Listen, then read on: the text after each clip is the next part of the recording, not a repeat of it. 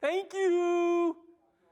Okay, so we finally get meet face to face, which is great. I'm glad you guys came out of the house. Hopefully it'll be a nice, that's kind of not going to work because you're going to continuously get this feed down the line on the screen. Just leave the bear up. Okay. So today we're going to be talking about camera work. Today we're going to be talking about the studio cams.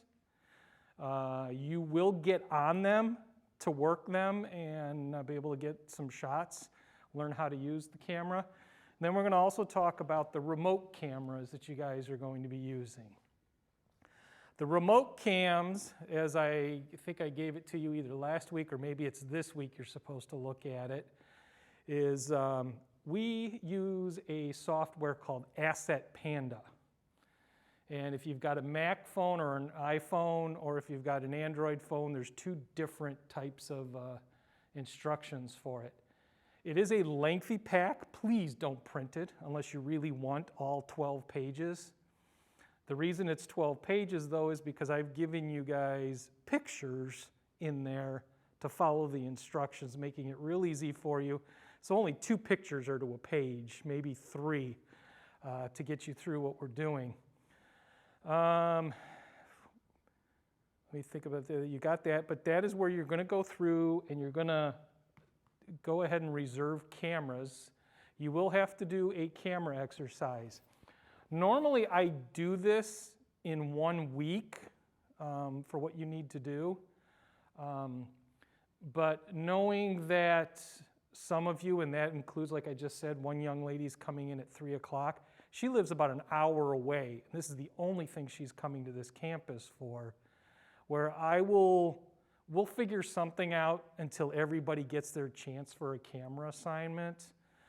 Because normally it's a 24-hour turnaround. If you take the camera today, you got to have it back by tomorrow afternoon. Well, some of you, that may just not happen because of your distance, and I really don't want you driving an hour.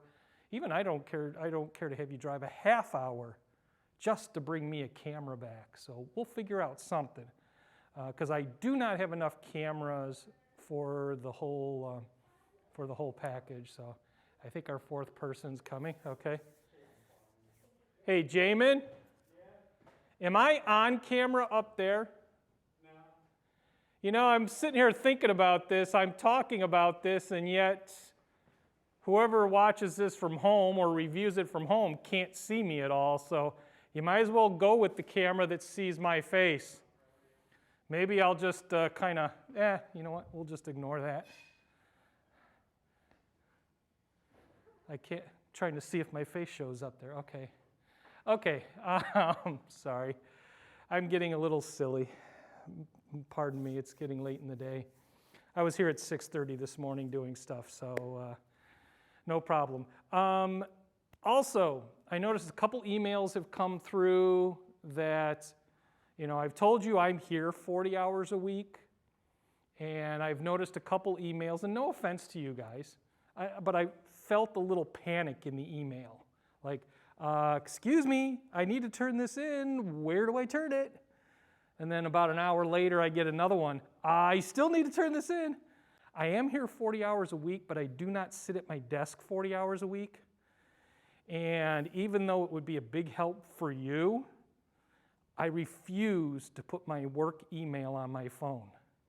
Because even though that helps you guys out during the day, and I know that would be a great big help for you, I don't want to be contacted by work from 6 o'clock until tomorrow morning when I come in here. I refuse to do that until my paycheck shows me the right amount for me to give them an extra 3 or 4 hours. I think we've all been in that boat before, so I love my job, but I'm going to see my family after I walk out of here, and that's it. So if you do contact me knowing I'm here, give me time. I could be at the other end of the building, or I'm somewhere else, or I could even be out of the building on a remote. And I will try to get to your email before the end of the day and respond to you. So, any questions up to this point, either what I just said today or anything over the last couple weeks? Excellent, excellent. So, you're all very studious and you've soaked up every bit of information I've delivered you, which I love it. Okay. So today we're going to talk about the cameras. And we're going to start with the studio cams.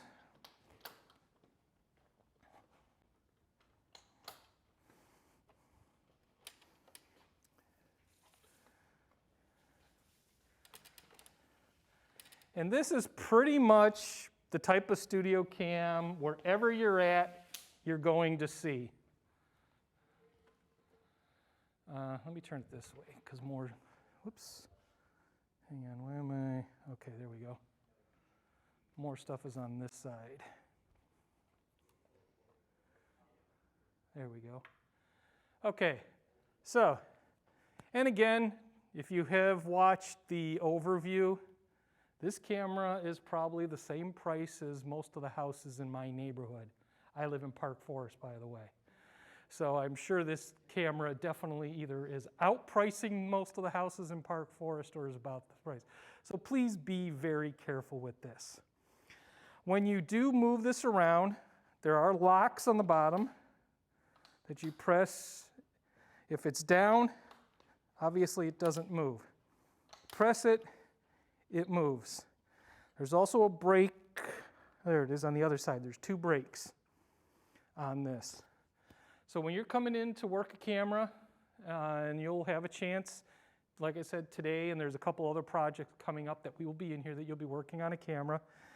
Kind of keep an eye on these things. When you're in using them, leave them up. Because when we record, that gets picked up by the audio.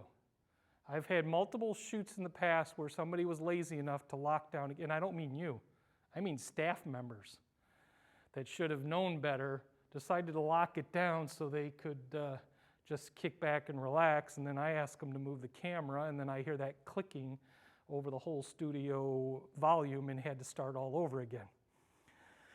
To move these, this is your steering wheel. You notice as it turns, the wheels move. And we've got 2 little red markings. Those are set up to match the wheels. So the wheels are this way. I can go that way. The red is out here. Well, it's going to go this way. And it's going to be able to move. So easy enough.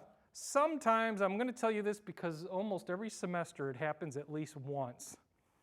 These little red markings can, now you're going to make me a liar, can slide. And sometimes they get slid. Somebody comes in here, sees this way over here and goes, okay, cool. Well, the thing won't move because they're looking at this. Check your wheels real quick. Do they match this? Secondly, if you come up close to the camera and you accidentally do this and spin the wheel, which it will happen, it accidentally gets bumped and moved. You could see, obviously, the 3 wheels don't match, or if you go to move this, it's not going to move because of that. Just turn it until you feel it pop back into place. Moves real easy.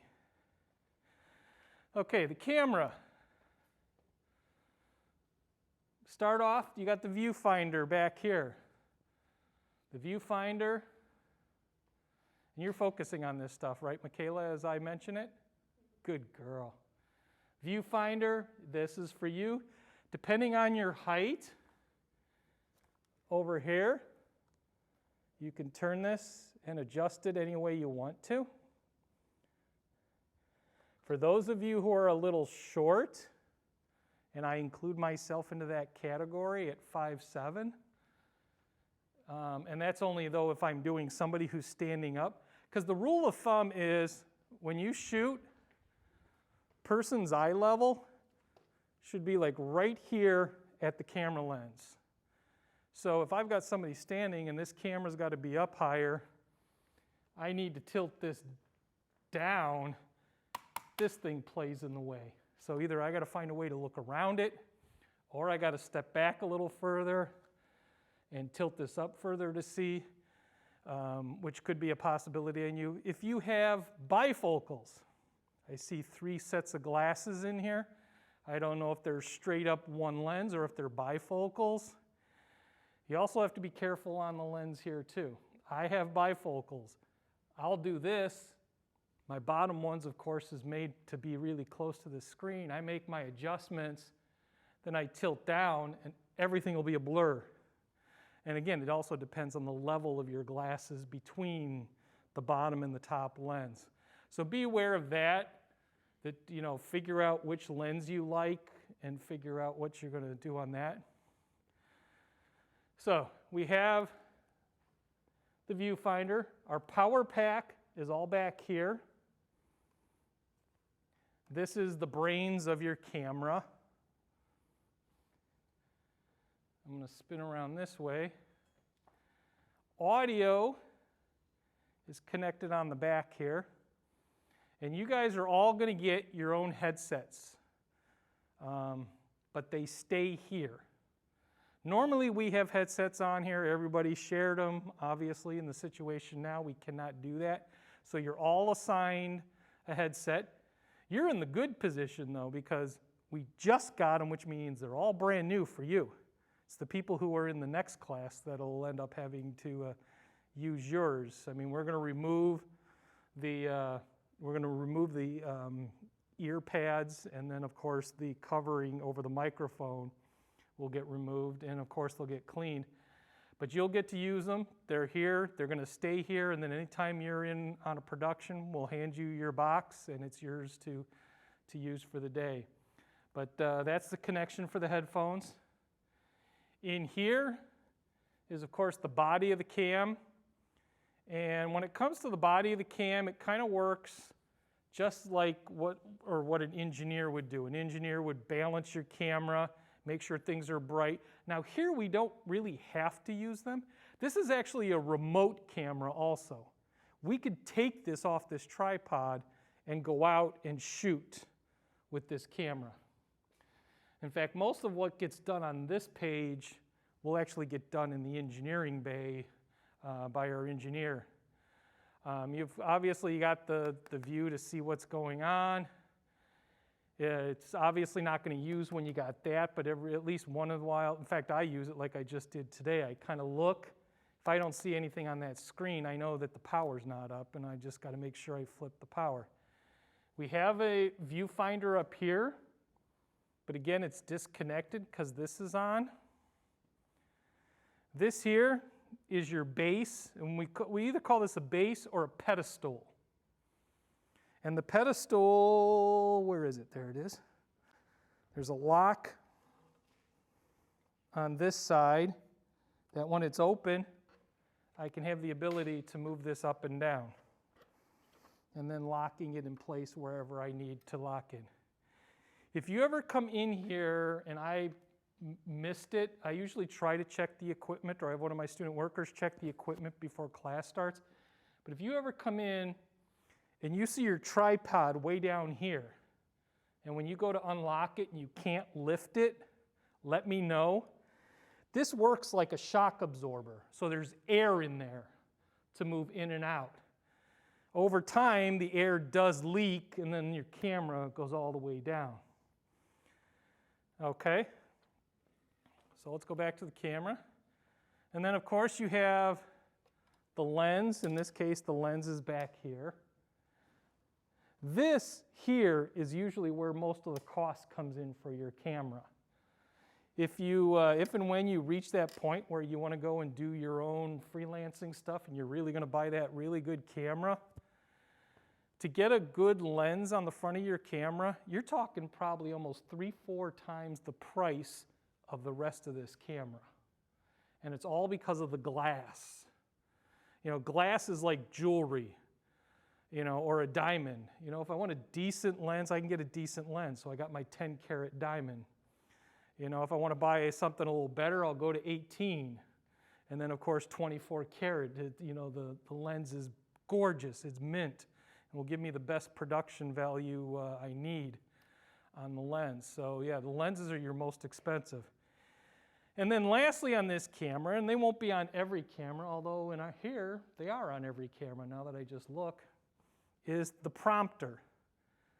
If you've never seen a prompter, The words show up here on a computer screen, if you will. They go up and they reflect off of this. And then the lens is actually right through the glass. And when you reflect stuff off of this, it obviously never picks up by the lens. If you've ever watched the news, you never see the newscaster's story growing across your face like the start of a Star Wars film or something. So that is how that works. I mean, this is like a two-way mirror, like the mirrors you would hopefully not see in your dressing rooms. If the back side is clear, and then this is, of course, the mirror that reflects the words. Words will always come up on this screen backwards, because then when they reflect off this, they look perfect. They look straight. If one of you guys can just bring up the prompter while we keep talking. Okay. The cord itself on the back. This carries the power, the signal, the audio, all back to the switcher in the back. One of the things you want to be very careful with this cord. First off, it's fiberglass. If you're not familiar with it, that's exactly what it is. It is a fiber of glass inside there. Now, nowadays, this stuff is pretty good. They rarely, and I mean rarely, not never, break if you step on it. But the whole thing is really please try not to step on it. The other reason you don't want to step on this, especially because we've got this linoleum down, if you step on it, and I'm going to do what I just told you not to do, is you step on it the right way, and it's like an ice skate. I've seen many men and many women learn to do the splits in a split second when they've never done it before in their lives. And then they walk out of here like this afterwards. So please, don't put yourself in that boat. If you see somebody walking towards it, the biggest thing that's going to happen in this room is communication. And not only because of the production itself, but just for safety reasons. If you watch somebody talking and they go to step on that, get your arm out there. I don't know how many of you are parents, but nowadays we're not allowed to have our kids in the front seat anyway. But I remember when I was young, the parental stoplight, you throw the arm out in front of the kid to be able to make sure they don't go through the front of the car if you're going to stop quick. Same thing here. Someone's about to step on that. Don't be afraid to be aggressive to make sure they stop. One of the other things I've seen too, I'm sitting here talking.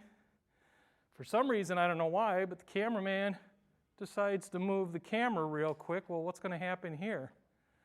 Right in the side of the head with the prompter. As you can see, this thing looks awfully top-heavy, but it does take a lot of effort for this thing to topple over. So don't be panicky if you're moving this, that you're afraid it's going to fall over on you. So don't worry about that. Here we go. I just wanted to show they've now put the words up on the prompter. I could see him playing them. But you can see they're right there on the screen. And this is why newscasters and everybody who's using a prompter, they look like they're staring straight at you because they're trying to read the words on the screen. So, okay, all that time for that 5 seconds. Thank you. Okay, two of the most crucial pieces of the camera is right here, these two knobs. If you can bring up my camera,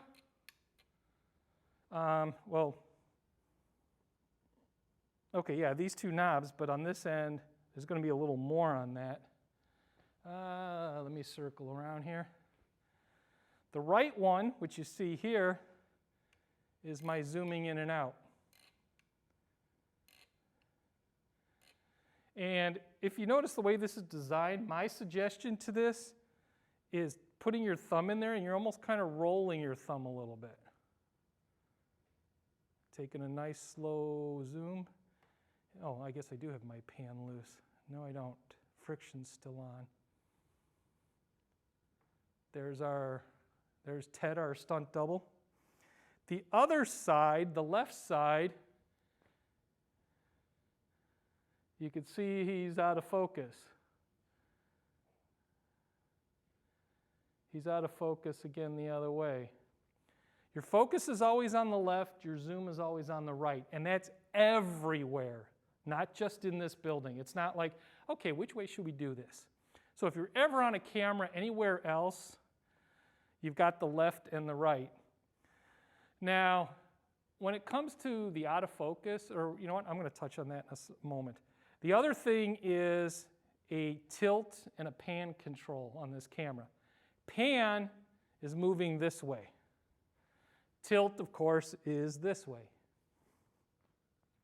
So on this camera, and this is the one you're going to have to check because I even think we have a different base on every camera, which means there may be a slight difference on every single base on how you do this. In this case, it's over here.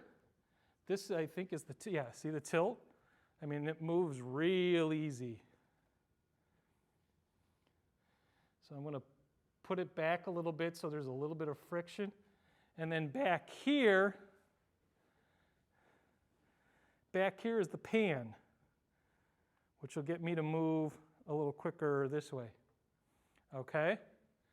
So, now, one of the things on the pan and the tilt with the camera, which I'm going to show you real quick here, if I tell you to pan left or right, this is one of the controls of a camera that throws people off.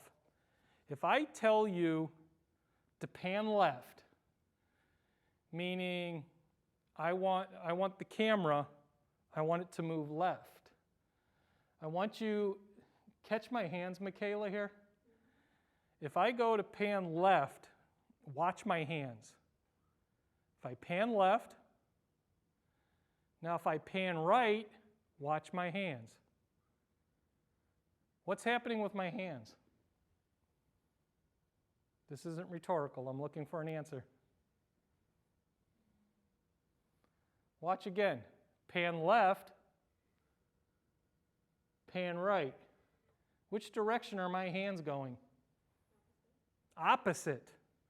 When anybody tells you, and then of course, tilt up, which direction did my hands go? And if I tilt down, look at which direction my hands go.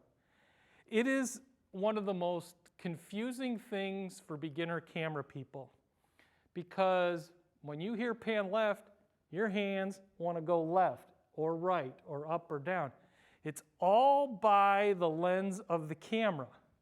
If I'm going to pan left, I got to get my eyes into the realm of the or the lens. So if I pan left, the lens is moving left. If I'm going to go right, the lens is going left. Same thing. Tilt up, lens goes up. Tilt down, lens goes down. So you got to kind of play with that a little bit. It seriously took me almost 2-3 years for it to become second nature for me. It took real quick to learn left and right. But when you're in a production that has, just an example of some of the productions I did when I started working here, we had about an audience of about 25 to 30 people. We used to do what's called telecourses. They were the pre-web streaming ability days. So we did everything and put it on CDs, VHS tapes, DVDs. And when you're trying to focus on 25, 30 people, you've got a host up on the stage who's standing over here, a panel of 4 or 5 people over here. You had to be really, I mean, it was one of these things and one of these things, and you had to be real, if you're, as you're coming over, or there's a speaker, somebody talking, and the director wants you, okay, pan left for the talk, pan left, like, left, left, left. Oh yeah, left is this way. Under the pressure of a shot like that, you've got to be careful. In fact, right now, to share a little side story with you, when it comes to working under pressure in a media environment, I told you the other day, You need some ego to work in this field, and I mean that in a good way. You need this energy, and it's an emotional field. First time ever I stepped in this studio. I was in this one actually as a student with a class.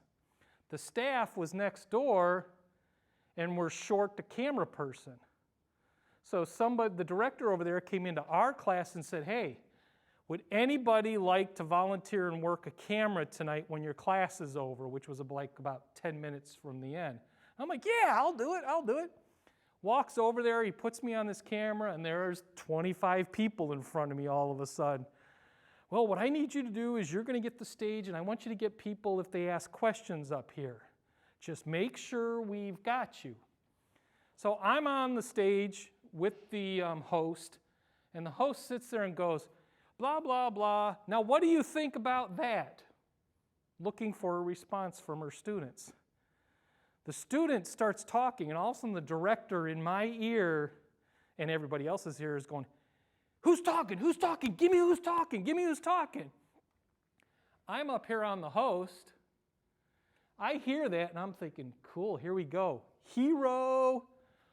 Boom. There it is. Landed it. Got her on camera. Whoop. Don't float. I got her. And all of a sudden, in my earpiece, what the F are you doing? You just moved the effing camera while you were live. First time in here. All of a sudden, I'm like, oh, everything's done. We're standing in the hallway. They had some snacks and drinks out there. I'm helping myself to listening to conversations going on, because again, I don't know anybody there. Here comes the director out of the studio, walks on down, and I'm just kind of like standing here by the door frame. I see him walking down, and all of a sudden I start doing one of these things. Going to step into the studio so he doesn't see me. He comes down, nice job. Hey, great job today. I loved your camera work. Good job. Then he comes over to me and he goes, so, do you want to do this every week? We're doing this again next week at 4:30. I looked at him and I just like, really? After that boneheaded move, you want me back here? He then gave me the greatest advice I have ever had in the media field. And again, I've been doing this for 30 years. Looks at me square in the face and goes, listen, whatever happens in those earphones during a production, ignore it, move on. If I come and hunt you down afterwards, then we have a problem. And it was always the best piece, because there will be. I've cursed myself in the headphones on things that people have done. And it happens. And quite frankly, if you guys cannot deal with cursing, there's the door. Please go find a much tamer job, like maybe educating 5-year-olds or something, because you're not supposed to. Well, you may hear it from the kids, though. So, because, yeah, there is some heavy language that goes on in a production. And, of course, obviously, exponentially, the more important the shoot, the more language you're probably going to get. But it's all on that ego line. We want the best out there. You know, this thing represents me, and I want to make sure whatever goes out there looks fantastic. So, any questions so far? Okay, what we're going to have you do, okay, there's 3 of you. Pardon? I'm sorry, there's 4 of you, but there's only 3 cameras.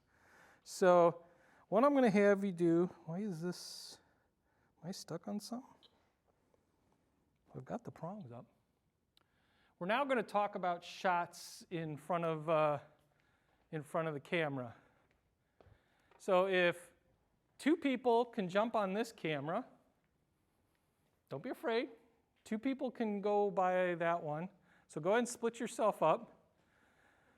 We're going to go over the shots for your homework assignment. And I'm going to direct you through the shots. But if 2 people want to come up by this one, 2 people want to go by that one, and what you could do is just jump between each shot. You know, the first person, go ahead and do 1 shot. When we set it up, then the next person. So go ahead behind your camera. Somebody step behind the camera. Don't be afraid. I know I told you these are cost the price of a house, but don't worry. You're okay.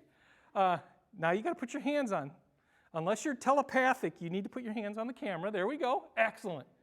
Okay, our stunt double over here is what we're going to use.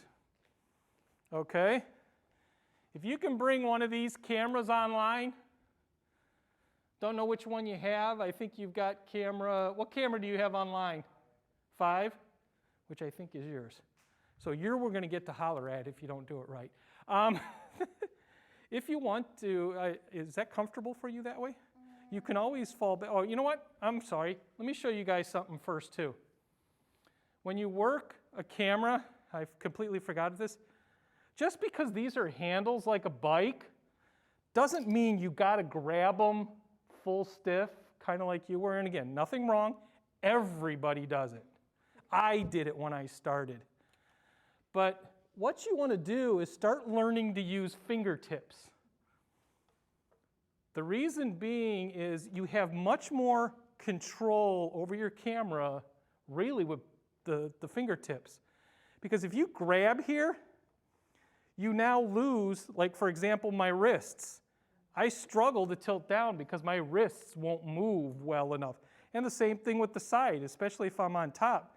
Now I struggle. Now if you go fingertips, you have a much better ability to move because you've got enough movement in your arms and your hands to be able to move.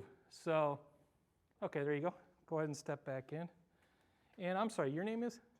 Taylor. Courtney. Jasmine. And I know Ray. I just always picture that painting and I remember Ray. If you guys weren't, I spoke in a class that Ray was in, and Ray has, hopefully I'm not embarrassing you, but he has an amazing abstract painting on his wall that I just thought was so fantastic. So, okay, so what you're going to do on the production, we're going to talk about our shoots, and there are multiple ways to frame our subject on the set. In this case, we got Ted, our stunt double. We're going to start off with an extreme close-up.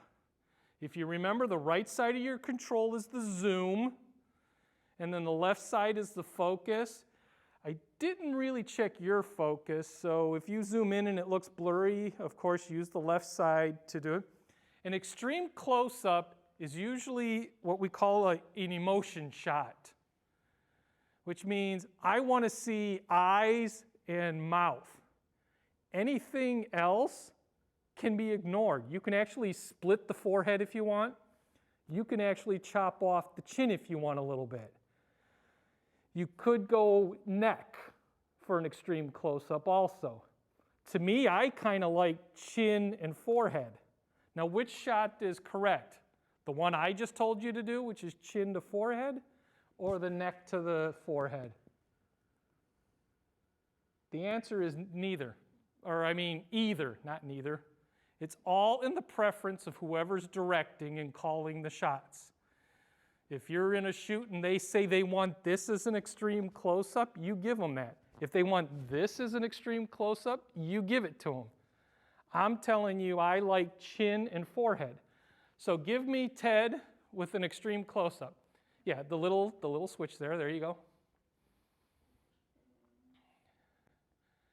Yeah, unfortunately, Teddy doesn't exactly have a chin here, so tilt up on yours, go a little tighter. You know what I should have done? I should have brought the headphones. Jamin or Claude, if you guys can holler, because I can't see I can see the one on the screen, but if you want to give pointers on where the other camera needs to go. Yeah. Yes, Ray is on camera 7 right now. Zoom in, Taylor, even tighter. You guys want to be right here. This is extreme close-up. So tilt up. There you go. Yeah, that would be it. Now, check your focus or fix your focus. You know what? Yours is a little loose. Let me tighten this. Oh no, you're okay. Let me just tighten now. Okay. We have remote or controllers on here. Yeah, see this one, it's all in one. What? What, 6 was doing wrong? Oh, no, they were focused on here. Oh, okay, okay. So go ahead and set your, do you remember how to focus? Okay, so take the, no, that's the zoom in. Your left hand is the focused. So keep turning, there you go. Excellent. Okay, give me the other camera. Okay, so go ahead and zoom in. Keep going. There you go. Check your, you can see your focus is a little soft. Zoom in a little tighter, or is that as far as it goes? Okay, that's as far as 7 will go. Okay, well then we're going to call that the extreme close-up. Just use your left control and focus some more. You can see it's still a little soft. Go the other direction, there you go. One of the best ways to check your focus before you even start is called critical focus. Critical focus, bring up camera 5. Critical focus, where's my eyes? You'd zoom in right here on top of their eyes. And then you'd go ahead and adjust your focus. So go ahead and adjust your focus on 5 here. You're going to have to do a lot because we are way off. If you notice the eyes, they'll really get obviously crisp and clean. Am I moving on you? There we go. Yeah. Sorry. Plus what also helps is right here. Eyebrows and eyelashes. If you noticed as she focused, when she got close, they sort of like just popped in the shot. Same thing if you want to go with the hair on the head. You kind of zoom and focus and it just pops when you know you've got your focus. Okay, cool. Let's switch. So when it comes to extreme close-up, we're talking chin to forehead is your shot, okay? It's 10 after 2, isn't it? I think our clock in there is... That's what I thought. For some reason, they cranked the clock back an hour. This must have been, you know what, I think this was the usual, whatever that daylight savings time thing is again. Okay, well now I'm going to work the other direction because if we just keep working little by little, it's going to be easy for you guys to go, oh, I just got to pull out a little bit, just got to pull out a little bit. We're now going to go to the complete opposite end. We are going to do an extreme wide shot. So give me your extreme wide shot. Okay. Can you give me 7 up for a second? Will it zoom out even further? Okay, there you go. Okay. An extreme wide shot. Man, I got to get rid of that COVID-19. Okay. That's a true extreme wide shot. An extreme wide shot, we also call it an establishing shot. This is, if you watch any movie, any television program, every time, well, no, I shouldn't say every time. The majority of the time when they cut from one scene to another scene or one location to another location, they usually start with this extreme wide shot that sees our subjects in the shot and everything else around us, so you, the audience member, knows what's going on. Okay? Now in this case, your shot would be good if I wanted to know that we are in a studio with all the stuff. It's excellent. But what I want you to do, flip to 5. 5s is kind of the same thing. The only thing I would adjust on 5 is I would tilt down just a bit. When it comes to an extreme wide shot, you also want your subject low in the screen.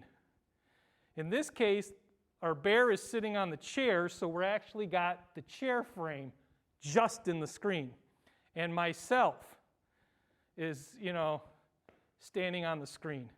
A shot that a lot of people think is an extreme shot, turn the camera my way, come this way. And then if you center me in the shot, see all the dead space below my feet? It almost looks like the person is floating in midair. And will even look worse. Keep coming this way with your camera. And it even looks worse when you're sitting in a chair. It's like I'm in the middle of this shot just floating all over. Which means you would, so tilt up camera 5. So you'd be right about there. You'd be something like that where my feet are near the bottom. So when you go to an extreme wide shot, it's showing the surroundings of your subject and what's in the shot. So everybody knows what's going on. So, and then you keep your subject low in the shot. If you wanted to go even come in tighter, and you too are just kind of getting from about here to about here with camera 7. So you can zoom in right up to my feet. There we go. Now you've got a shot for this. We got one camera in there. These are actually nice framings. Both of you did excellent framing on these shots. So we're in here talking. Okay, switch. Now we're going to go to Ray, you're up. Taylor's up. Give me a close-up of the bear. Close-up of the bear is top of the head and just seeing the shoulders.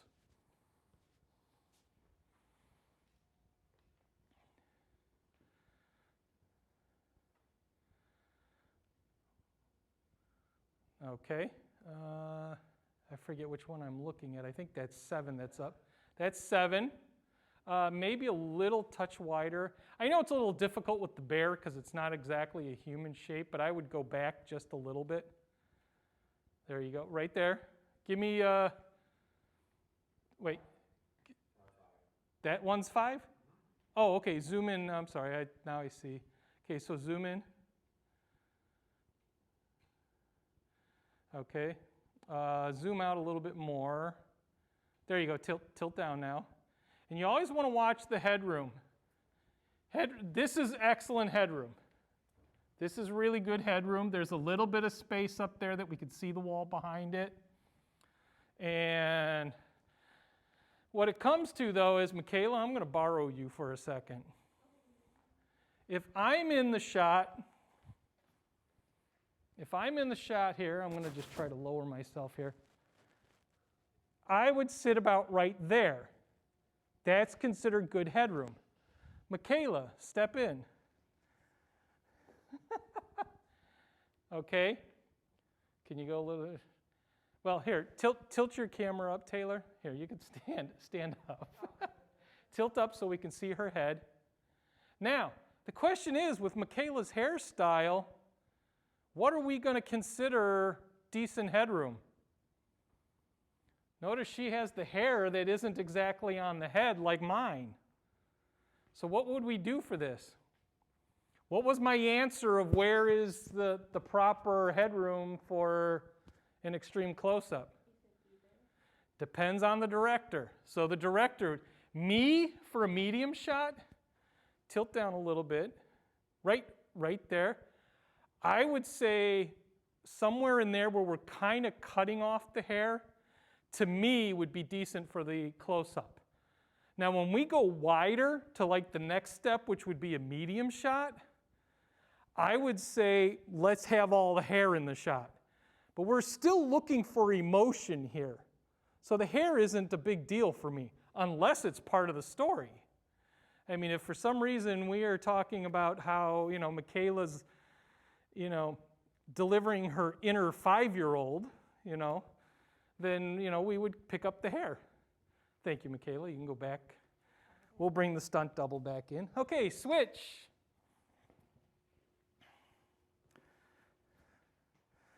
Now we're going to go to the wide shot.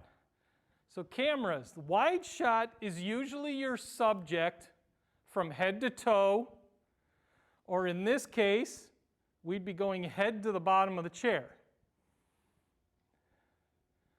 Well, again, it would depend on the director. Even though this bear is sitting in a chair, this could still be considered the wide shot. It depends on, again, it depends on the director and what they're trying to do. So that's your wide shot. Can you give me the other camera? Okay. Tilt up. I'm forgetting which camera's which here. Okay. We just want to watch the headroom, but there you go. I would tilt up just a little bit more. Okay. Or remember when I was in the shot and you guys were getting me head to toe, that would be a wide shot on the shot. Okay, next up. Switch. Okay, give me the medium shot.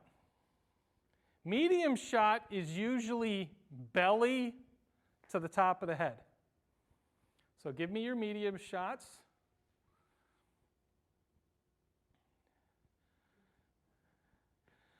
That's camera 7, right? I'm gonna bring up the iris just a little bit on this. There we go. Okay, so that's those are good, those are medium shots. Actually, I would lose a little bit of that headroom. Probably the ears at the top of the screen. No, I would tilt down because you still want belly. Okay, there you go. There, that's a nice medium shot. Can you give me 5? Okay, excellent. Okay, there's a couple other shots. In fact, I'm going to stand over here. Since you guys are already set with your cameras, I want you to do a pan. I want you to go from there. You know what? I'll make it easier on you. I'm going to kind of sit myself so I'm eye level. But do a pan, go from there to me.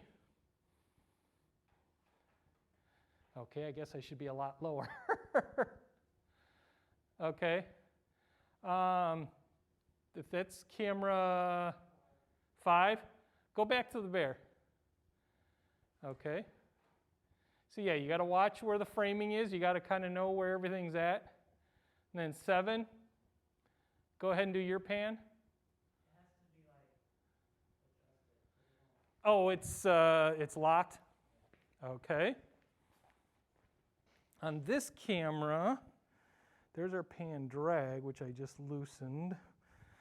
And then the pan lock. Okay, and here's the pan lock on this camera. Or in this case, it's called a pan brake. B-R-A-K-E. There. Now that should be your pan. You should be good now. So if I come over here, and there's our pan. Okay. Now, Michaela, if you can stand over here again. Bring up camera 5. Okay. So, no, you can stand up. I'm going to see. Okay, good. I got some movement. So, if you got a situation like this, and of course, we're going to go over, and we're going to slowly start tilting up, and there she is. Notice I'm using fingertips to do my movements like I told you. Now, one of the things, thank you very much. I know that needed an applause. No, one of the things when you're working a camera too is don't rely 100% on the viewfinder. You need to, with this pan, I can't see the other subject until I get on top of it. So sometimes you got to kind of look at here and look over there at the same time. And I know that sounds kind of bizarre because our eyes are not chameleon eyes. They can't just do 2 movements on their own.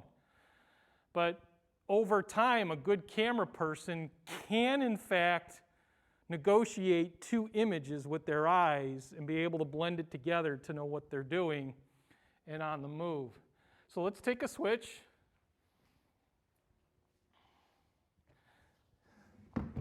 Okay, try your pan.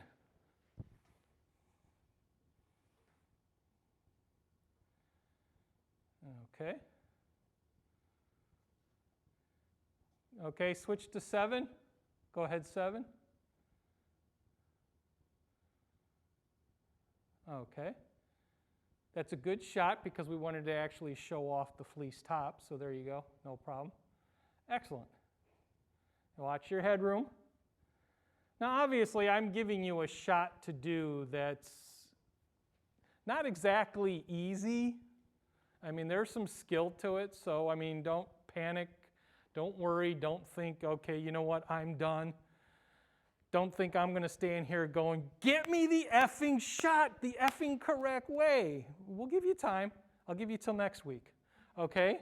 So don't worry about it. I mean, it comes with time. You got to practice it. Like I said, I've been doing this for 30 years, and I still wasn't happy with my pan that I did from one up to the other. So, but I do feel like when it works with a camera, I think I'm really good at a camera, especially trying to get appropriate visuals that you want with a shot.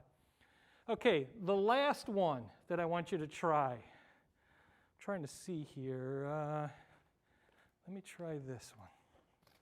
You know what, this one I think I'll have to show you because this takes a little more explaining and setup.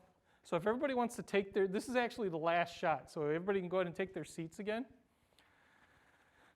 Excellent job, though. Everybody seemed to get the gist of what I'm looking for. Okay, Michaela, guess what? You're on again, hon. Yay! Let me see something here.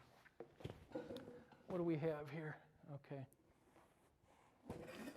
That's what I was afraid of. This one's gonna, well, you know what? I'm gonna have you stand, because I know if I use this chair.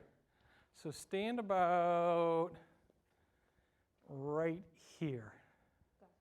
Okay, and just look towards the bear. Switch my camera over. Okay, we're going to do what's called an over the shoulder.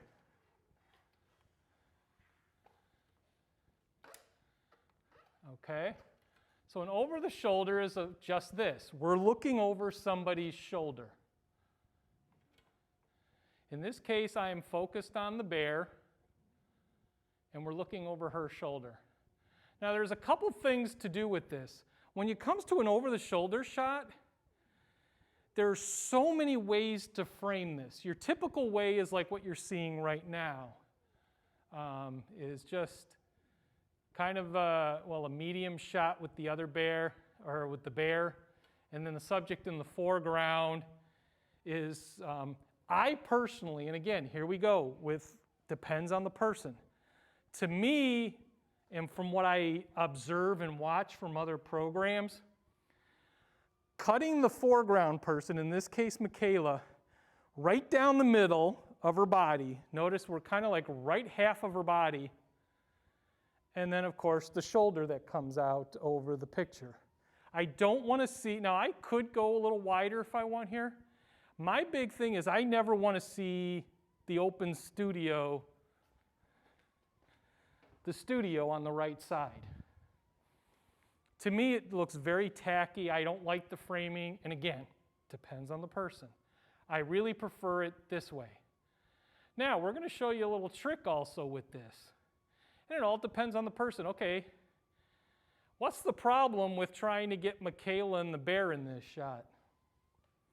You can kind of see up on the screen. What's my biggest discrepancy between the two of them?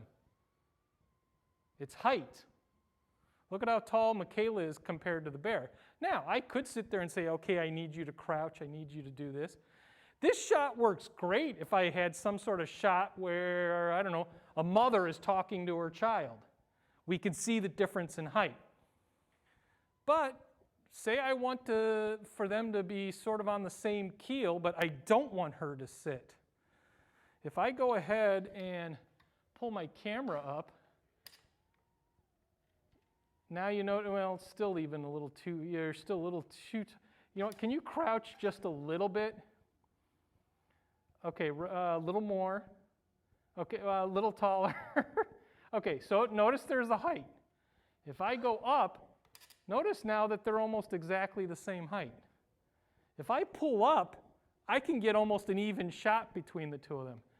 If I want to make Michaela look really tall, I can pull down, and now we got her back looking taller. Okay, you can stand up. You can stand up. there's a couple ways you can do this too. I mean, like I said, this one is just an informational and discussion.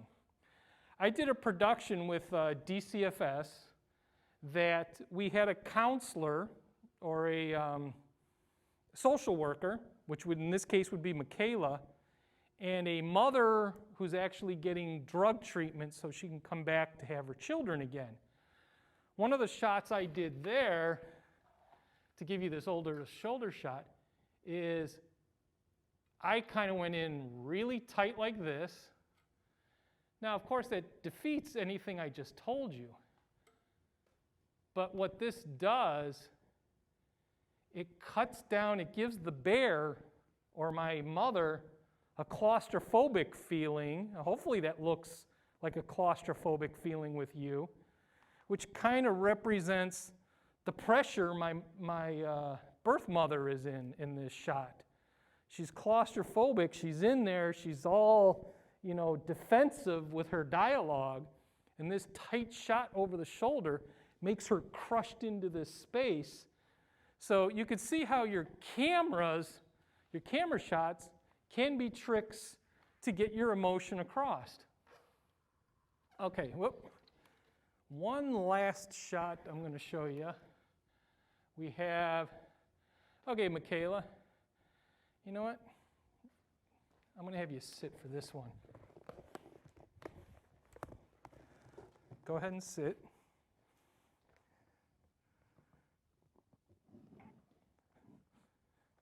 It's going to go down on you. Has nothing to do with you, I assure you. It's just the chair. There's one last shot that I forgot that's on your shot list. And there we go. Look my way. There we go. It is called a rack focus. We have the two shots. We have the bear and we have Michaela. If I take my focus knob and I start turning, whoops, am I going the wrong way? I thought that was the correct way. Okay, what am I doing wrong here?